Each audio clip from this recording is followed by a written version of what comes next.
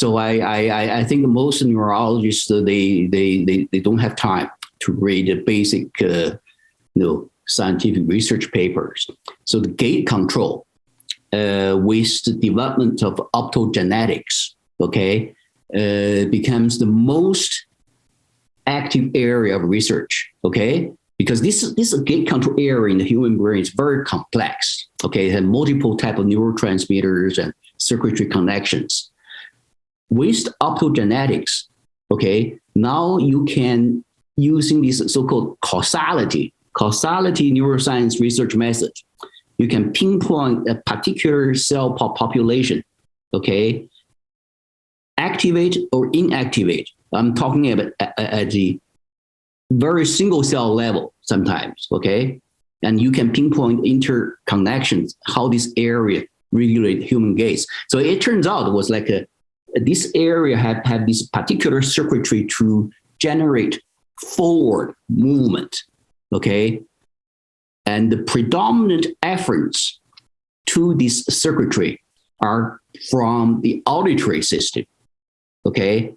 And this circuitry has a nearly over 100% overlap to the human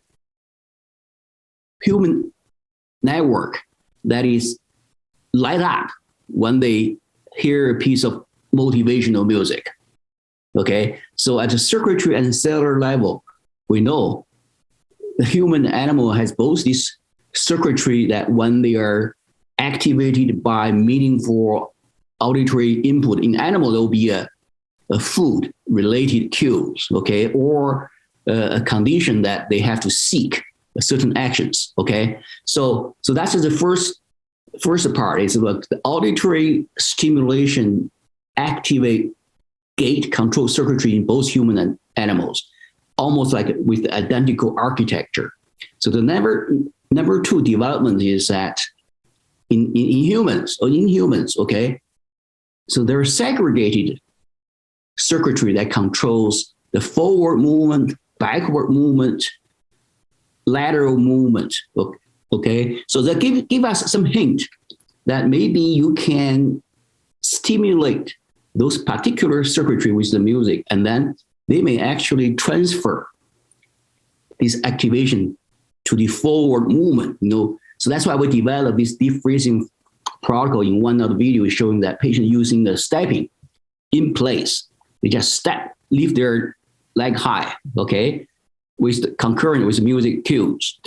And then they can transfer that stepping action into forward movement. So they don't freeze anymore. So they can use this as an assisted device at home, when in the morning when their medications are off, or when they're, shopping around in the shopping center and suddenly the medication, fluctuates, doesn't work. So then they can use this device to overcome freezing and then reduce the chance of falling.